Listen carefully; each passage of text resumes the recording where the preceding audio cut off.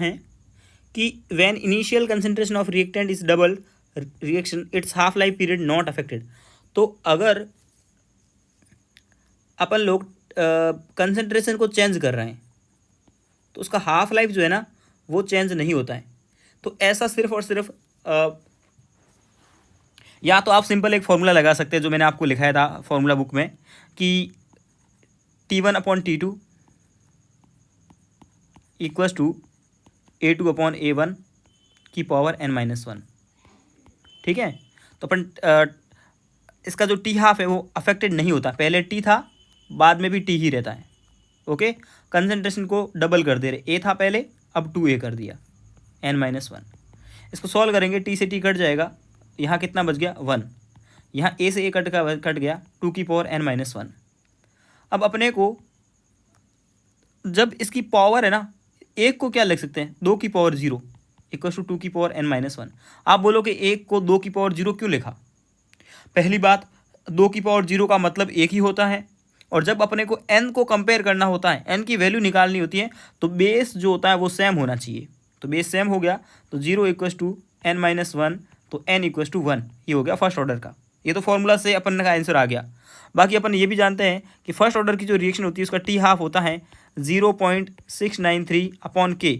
इस फॉर्मूले में कहीं पे भी कंसंट्रेशन नहीं आ रही है, तो फर्स्ट ऑर्डर की रिएक्शन का टाइम पीरियड कंसंट्रेशन पे डिपेंड बिल्कुल भी नहीं करता है, ऐसे भी आप बोल सकते हो। ओके, अगला क्वेश्चन क्या बोलता है आपसे? अगला क्वेश्चन बोलता है a reaction 50% complete in 2 hours 75 बोलता है। देखो 50% रिएक्शन 2 आवर्स में कंप्लीट होती है, 75% रिएक्शन 4 आवर्स में कंप्लीट होती है। तो ये सीधी सी बात है, पहले कोई मान लेते हैं 100 किलोग्राम था कोई मान, और वो 50 किलोग्राम हो रहा है, तो उसको टाइम लगता है 2 आवर्स। 50 के बाद वो कितना होगा 25 होगा मतलब हाफ हाफ कर रहे हैं, तो इसकी हाफ लाइफ हो गई। तो और तो अब आप इसको अगर देखोगे तो क्या हो रहा है कि तो भी कितना लग रहा है 2 आवर्स। इस टोटल 25%, मतलब कि ये 25% तो अभी एक्टिव है। यहाँ एक्टिव यहाँ कितना था प्रोडक्ट 0, यहाँ कितना हुआ 50%, यहाँ कितना हुआ 75%। तो 0 से 50 होने में 2 आवर्स लगते हैं और 0 से 75 होने में 4 लगते हैं। तो यहाँ पे भी 2 लगा होगा, तो बाद में जो भी बचा है 50 के बाद में वो 2 लगा होगा। तो टाइम पीरियड क्या है, कांस्टेंट है। टाइम पीरियड कांस्टेंट होता है, वो फर्स्ट ऑर्डर के लिए कांस्टेंट होता है। ओके, अगर टाइम पीरियड अगर आपका कांस्टेंट चल रहा है तो वो रिएक्शन फर्स्ट ऑर्डर की होगी। अगला बोलता है the half life of a substrate in certain enzyme catalysed reaction is 138 second. Half life दे दिया अपने को कितना 138 सेकेंड। ओके, अगला बोलता है the time requirement for concentration of substrate fall from इतने से इतना। कंसंट्रेशन पहले कितना दिया था A0, वो दिया है 1.28 मिलीग्राम पर लीटर, और बाद में कितनी हो जाती है वो हो जाती है 0.04 मिलीग्राम पर लीटर, ये हो जाती है। तो इतना से इतना होने में कितना टाइम लगेगा आपको, ये अपने को पूछा है। ठीक है, तो इसकी टी हाफ दी हुई है, टी हाफ दिया हुआ है, इसका मतलब क्या होगा आप साफ समझते हो कि पहले ये ना ये 1.28 ग्राम था, एक हाफ लाइफ के बाद में ये कितना हुआ होगा, ये हो गया होगा इसका आधा 0.64, फिर कितना हुआ होगा ये एक टी हाफ, ये दूसरी टी हाफ के बाद में कितना होगा 0.32, तीसरी टी हाफ के बाद में कितना हुआ होगा 0.16, अगले में कितना हुआ होगा 0.08 हुआ होगा, और अगले में कितना हुआ होगा 0.04। हर हाफ लाइफ के बाद में आधा होता जाता है। ये कुछ इसमें कंसेप्ट ऐसे भी आता है जो बेसिक माइंड लगा के ऐसे करने होते हैं, फिजिक्स में भी आते हैं और इसमें भी आते हैं। तो टोटल कितने टी हाफ लगे, 5 टी हाफ लगे, तो टाइम पीरियड कितना हो गया 5 T half. Okay, time period कितना हो गया, टाइम पीरियड हो गया आपका 5 टी हाफ, और टी हाफ की वैल्यू कितनी है 138 सेकेंड। तो इसको 5 से मल्टीप्लाई कर लीजिए तो आपका आंसर आ जाएगा करीब आराम से आसानी से। इसको अगर 140 मान लोगे ना, 140 मान लो राउंड फिगर, तो तो 14 पंजे 70, 700 सेकेंड आ रहा है। ये आंसर हो गया, राउंड फिगर कर लिया मैंने। अगला बोलता है question, half life period first order reaction है, उसका टी हाफ दे दिया अपने को 1386। द स्पेसिफिक रेट कांस्टेंट के पूछा अपने से, आसान सा फॉर्मूला है, K equal to 0.693 upon T half, जो कि 1386 है। आपको दिख रहा होगा, ऊपर वाले को लिख सकते हैं 693 इंटू 10⁻³ लिख सकते हैं अपॉन 1386।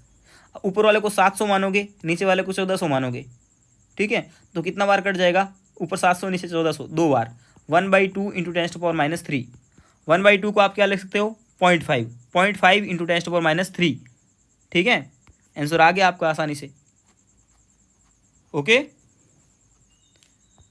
अगला क्वेश्चन है ये वाला 38, बोलता है 60% रिएक्शन कंप्लीट होती है 60 मिनट में, तो 50% रिएक्शन कितने टाइम में कंप्लीट होगी, मतलब कि 50% कंप्लीट जो होती है उसको हाफ लाइफ बोलते हैं। तो पहले अपन 60% रिएक्शन का फॉर्मूला वो लगाते हैं, तो उसके लिए के इक्वस टू वो 2.303, पेन चेंज कर लेता हूँ ताकि क्वेश्चन मिक्सड अप ना हो जाए आपके माइंड में।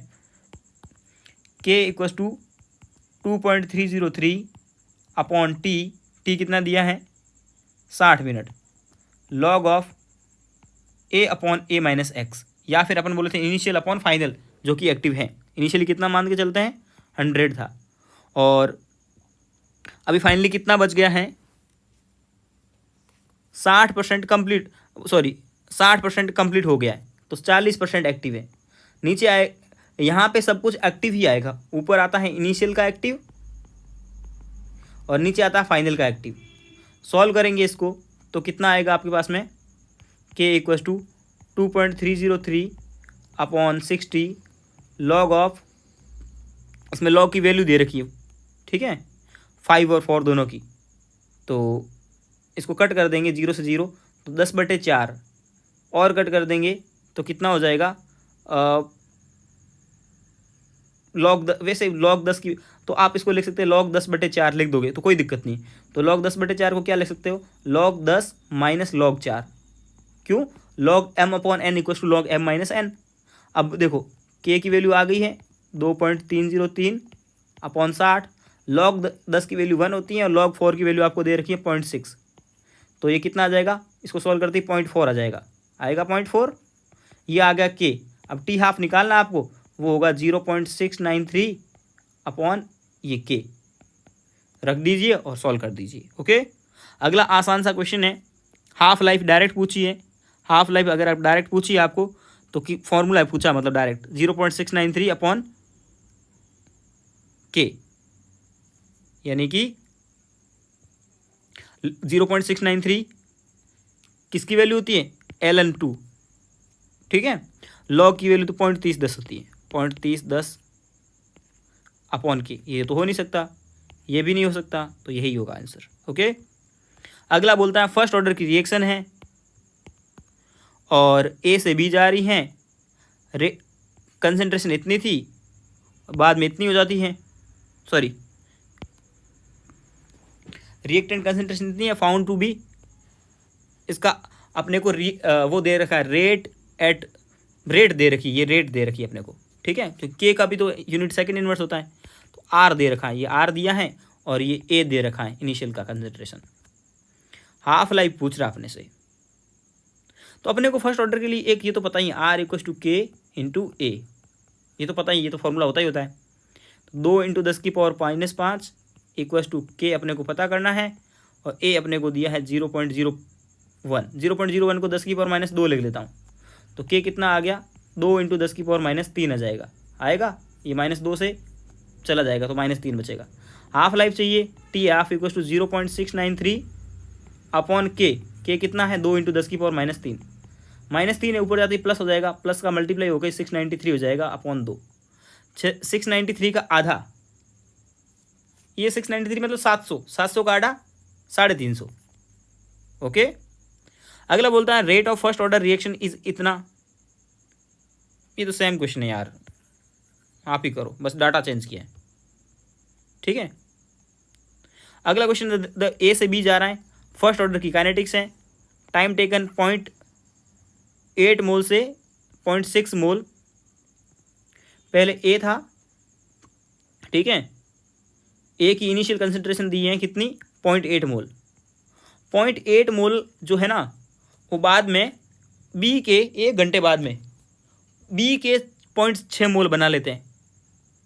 तो ए के कितने मोल बचे होंगे, 0.8 में से 0.6 चले गए तो कितने बच गए, 0.2। ये बहुत ज़रूरी है, ठीक है। आपने से पूछा क्या है, और उसमें कितना टाइम लगता है, 1 हॉर लगता है, कितना, 1 घंटा लगता है उसमें, इसमें 1 घंटा लगता है, 1 हॉर। तो देखिए 0.8 से पहले 0.4 हुआ होगा, 0.4 से 0.2 हुआ होगा, कितनी हाफ लाइफ लगी, 2 हाफ लाइफ लगी। 2 हाफ लाइफ किसके बराबर है, 1 घंटे के, तो एक हाफ लाइफ कितनी हुई, 1/2 हॉर। हाफ लाइफ आ गई आपके पास में, आ गई हाफ लाइफ। अब बोल रहा है 0.9 से 0.675 होने में कितना टाइम लगेगा। तो ये थोड़ा कैलकुलेटिव क्वेश्चन है, 2003 में आया था, मतलब बहुत भयंकर कैलकुलेटिव हो गया था। तो यहाँ से आपको टी हाफ मिल गया, टी हाफ से आप के निकाल सकते हैं, के बराबर होता है 0.693 अपॉन के, जो के कितना, सॉरी टी हाफ कितना है, 1/2, 2 ऊपर चला जाएगा तो यह जाएगा 0.693 इंटू 693 इंटू 2, ये हो गया आपके पास में के। अब आप फॉर्मूला लगाइए वही, टाइम इक्वल्स टू 2.303 अपॉन ये 0.693 मतलब के लॉग ऑफ ए की इनिशियल कंसंट्रेशन कितनी दी है, 0.9 मोल, अपॉन बी के इतने मोल बन जाएंगे, तो ए कितना बचेगा, 0.9 माइनस 0.675, ठीक है।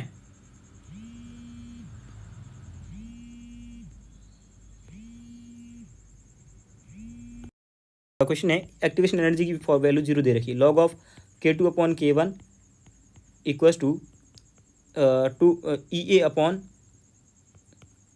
2.303 R होता है, 1/T1 माइनस 1/T2, ये डायरेक्ट फॉर्मूला होता है। एक्टिवेशन एनर्जी को 0 रख दोगे अगर आप यहाँ पे, तो ये पूरी टर्म 0 हो जाएगी। तो log of K2 upon K1 equals to 0 आएगा 0। अब किस लॉग की वैल्यू 0 होती है, इस 0 की जगह लॉग की वैल्यू रखनी पड़ेगी अपने को। तो लॉग, सीधी सी बात है कि लॉग 1 की वैल्यू 0 होती है, मतलब K2 अपॉन K1 क्या है, 1 है, तो K2 बराबर K1। तो अगर आपने लॉग की वैल्यू, एक्टिवेशन एनर्जी की वैल्यू 0 रख दी, तो जो पहले K1 था ना अब भी वही रहेगा, कोई चेंज नहीं होने वाला है, ओके, चेंज नहीं होगा, ठीक है। आपने कैलकुलेशन देख ही ली है। अगला क्वेश्चन है, the addition of catalyst during chemical reaction alters following quantities, किसको कम करता है यार, ये तो सीधी सी बात है ना, एक्टिवेशन एनर्जी को कम करता होगा ये, ठीक है, एक्टिवेशन एनर्जी को ही कम करता है, जो आप रेट ऑफ रिएक्शन में ये जो काम में लेते हो वो एक्टिवेशन एनर्जी को कम कर देता है। अगला है, आपको पता, आपने अभी इक्वेशन देखा, K equals to A e⁻−EA upon RT, ये होता है। फिर इसका लॉग लेते हैं तो लॉग ऑफ K, या नेचुरल लॉग लेते हैं चलो, क्योंकि क्वेश्चन में ln K equals to ln A-EA upon RT, ये लॉग होगा इसका। अब इसमें y बराबर mx/c के अकॉर्डिंग इक्वेशन खींचेंगे ग्राफ, तो अपन फॉर्मूला में देखा था ln K वर्सेस 1/T, या 1/T आ रहा है, तो ln K वर्सेस 1/T, ये जो ग्राफ है इसमें स्ट्रेट लाइन आएगा, y बराबर mx+c से कंपेयर करोगे, इसको आप लिखोगे y, ये आपका इंटरसेप्ट c, ये आ गया m और ये आ गया x क्या है, 1/T, ओके। चलिए अगला क्वेश्चन है, what is activation energy reaction it rate double when the temperature rise. अब ये देखो रेट को डबल कर दिया, तो फॉर्मूला अभी जस्ट अपन ने ऊपर लिखा था log of K2 upon K1, तो लॉग ऑफ K2 की जगह पहले कितना डबल कर दिया, 2K कर दिया, पहले कितना होगा K1 की जगह K लिखो और K2 को डबल कर दो, क्योंकि बाद में डबल किया है, तो लॉग K2 अपॉन K1, ठीक है, इक्वल्स टू एक्टिवेशन एनर्जी तो फाइंड करनी है, ये अपॉन 2.303, आर की वैल्यू अपने को दे रखी है 8.3, 1/T1। अभी 20 और 35 नहीं रखना, इनको उसमें चेंज करना पड़ेगा, टेम्परेचर्स को, ठीक है। तो टेम्परेचर को आपको चेंज करना पड़ेगा, उसमें 273 केल्विन ऐड करके। तो 20 में 273 है, 1/T1 माइनस 1/T2, तो 273 20 293 माइनस 1/T2, तो ये हो जाएगा 308। इसमें ऐड करना 273, हो गया। इसको सॉल्व करना, के से के कट गया, क्या बच गया log 2।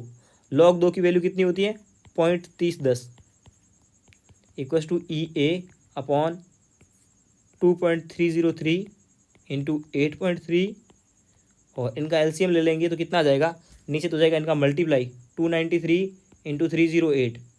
मैं इसकी कैलकुलेशन करने बैठ गया, और फिर इनका डिफरेंस कितना आ जाएगा 15। डिफरेंस टेम्परेचर का सेम होता है, 20 माइनस 35 करोगे या फिर ये माइनस ये करोगे, सेम है, क्योंकि अपन फिजिक्स में पढ़ते हैं टेम्परेचर का सेंटीग्रेड और केल्विन में डिफरेंस तो सेम आता है, ठीक है। तो ये हो गया। उसके बाद इनको इधर उधर भेजोगे और यहाँ से इसको सॉल्व करोगे, थोड़ा कैलकुलेटिव हो जाएगा। तो ये इक्वल टू कितना हो जाएगा, ये इसके मल्टीप्लाई में चला जाएगा, ये इसके ऊपर आ गया, 8.3 भी इसके मल्टीप्लाई में आएगा, और ये टर्म भी इसके मल्टीप्लाई में आएगी। अगर इसके मल्टीप्लाई में अगर अपन देखें तो देख लो 2.303 इससे मल्टीप्लाई होता है 0.3 से, तो होता है 0.7।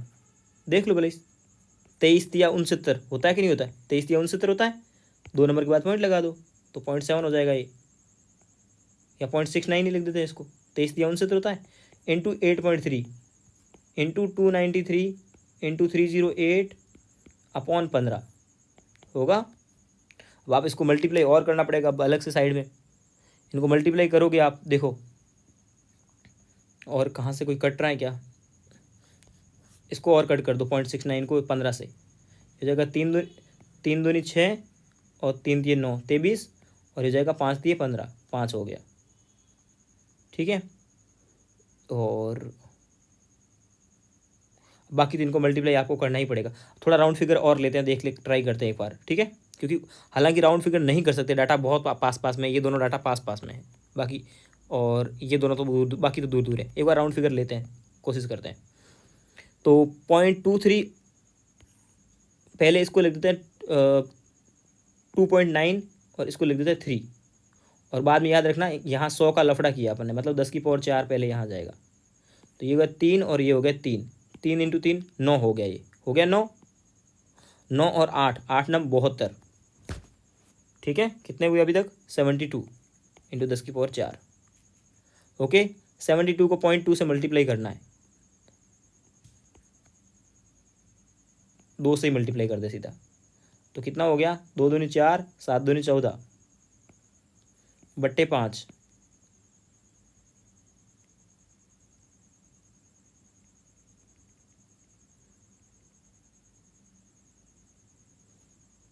बट्टे 5, तो कितना हो गया 5 दिया 15, सॉरी 4 दिया 12, 5 दिया 5, मतलब इसको अपन मानेंगे अगर अप्रॉक्स कितना 150 मान लेते हैं इसको, 150 इंटू 10 की पावर 5, तो 5 दिया 15 3 आया इंटू 10 की पावर 5, तो इसके अकॉर्डिंग तो कितना आ रहा है ये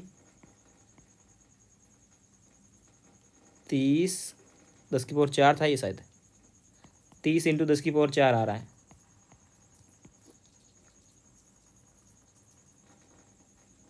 नहीं, अपन ने कहीं कुछ गड़बड़ किया है, ठीक है,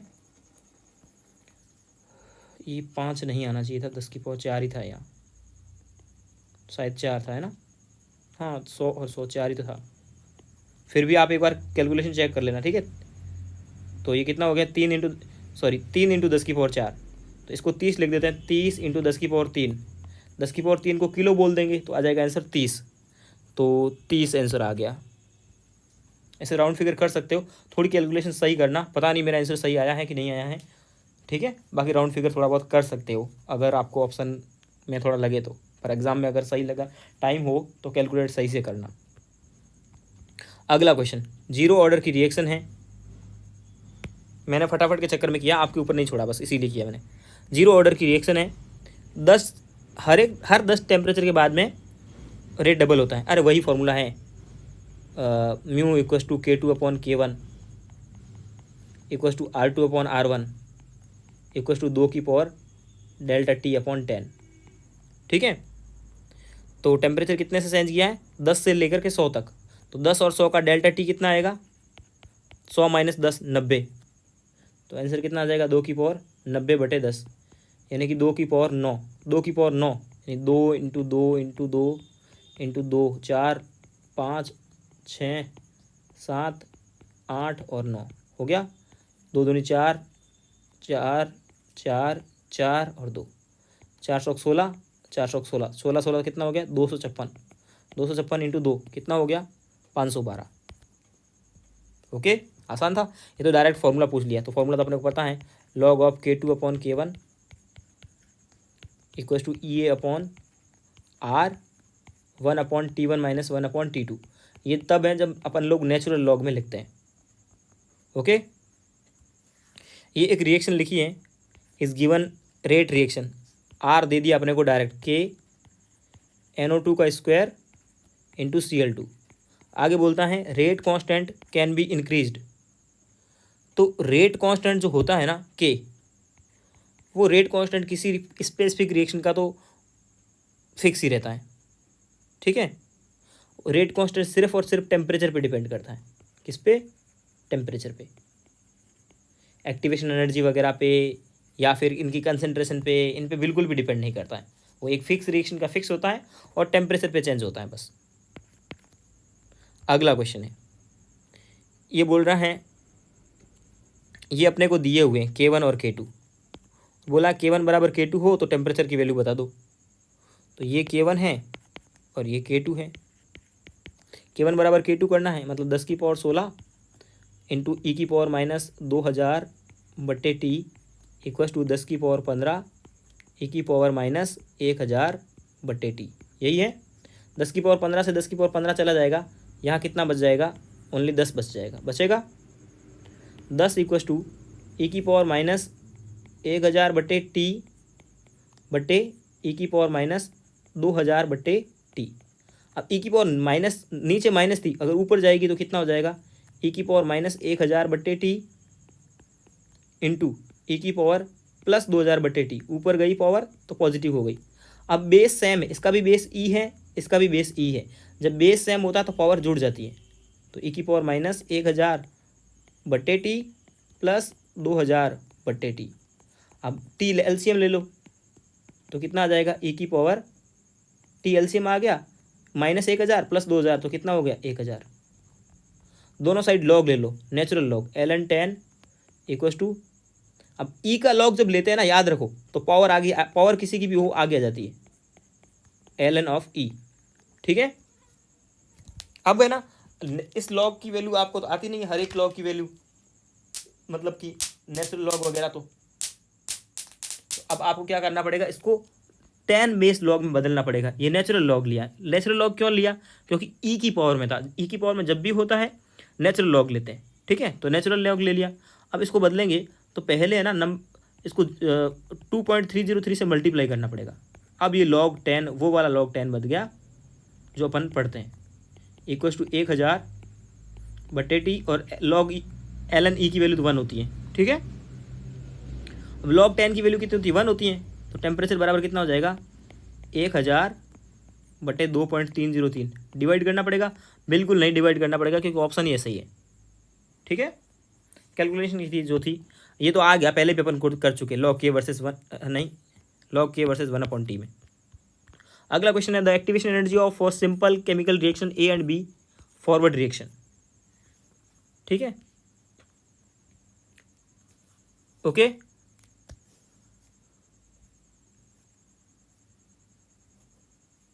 ये मैं आपको डायरेक्ट लिखा चुका हूँ, एक्सो के लिए क्या होता है, एंडो के लिए क्या होता है, सब कुछ लिखा चुका हूँ, ठीक है। तो इसने कुछ नहीं बोला है, तो वो ज़्यादा भी हो सकती है और कम भी हो सकती है। अगला है, when biochemical reaction is carried out in laboratory out of the human body, absence of enzyme, then rate of reaction is 10 time activation energy of present of enzyme. अब देखो क्या बोला आपने अपने से क्वेश्चन में,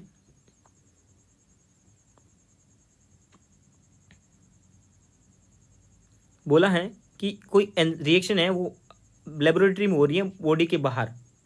बॉडी में अगर होती है तो उसमें अपने को पता है एंजाइम काम करते हैं, एंजाइम एक तरह के कैटलिस्ट होते हैं, और बाहर जब करा रहे हैं तो 10⁻⁶ टाइम, मतलब इतनी धीरे स्लो हो रही होगी, बाहर स्लो ही होगी, ठीक है।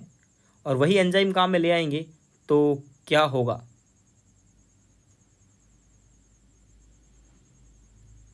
तो वो सब तो ले आएंगे, लेकिन वो सब ये है ना, कुछ अलग ही आएगी, डिफरेंट आएगी। देखो आप बॉडी में कोई केमिकल रिएक्शन हो रही है तो उसका एनवायरनमेंट अलग होता है, एक आप लैब टेस्ट ट्यूब में करवा रहे हो तो उसके एक्टिवेशन एनर्जी क्या होती है, उस प्रोडक्ट तक पहुंचने में जो एनर्जी लगेगी, तो पहले कुछ अलग बाधाएं उत्पन्न हो रही थी उसके रास्ते में, अब अलग इन्वायरमेंट मिल गया, अलग बाधाएं होगी, तो एक्टिवेशन एनर्जी तो अलग ही आएगी। अगला है how enzyme increases rate of reaction. हाँ, एंजाइम हो या कैटलिस्ट हो, वो एक्टिवेशन एनर्जी को ही तो कम करता है। क्या करेगा, एक्टिवेशन एनर्जी को, by lowering of activation energy. अगला क्वेश्चन है ये 2020 का latest, increase of concentration of the reactant leads to. देखो रिएक्शन, ये कॉलिजन वाले जब पार्ट से आया था क्वेश्चन 2020 में, और इसका आंसर भी बहुत मतलब लोगों ने अलग अलग दिया था, लेकिन एनटीए ने जो एग्जाम दिया था वो कॉलिजन फ्रिक्वेंसी दिया था, और बोला था कि अगर आप किसी रिएक्टेंट की कंसेंट्रेशन को बढ़ाते हो तो उसमें नंबर ऑफ कॉलाइड्स बढ़ेंगे, आपस में फटाफट टकराएंगे पार्टिकल्स, उनसे उसकी कॉलिजन फ्रिक्वेंसी बढ़ेगी और उनसे रिएक्शन फास्ट हो जाएगी, ठीक है। ये एनटीए ने रिप्लाई दिया था, बाकी अलग अलग कोचिंग ने अलग अलग आंसर दिया था, मैं एनटीए का आंसर बता रहा हूँ आपको।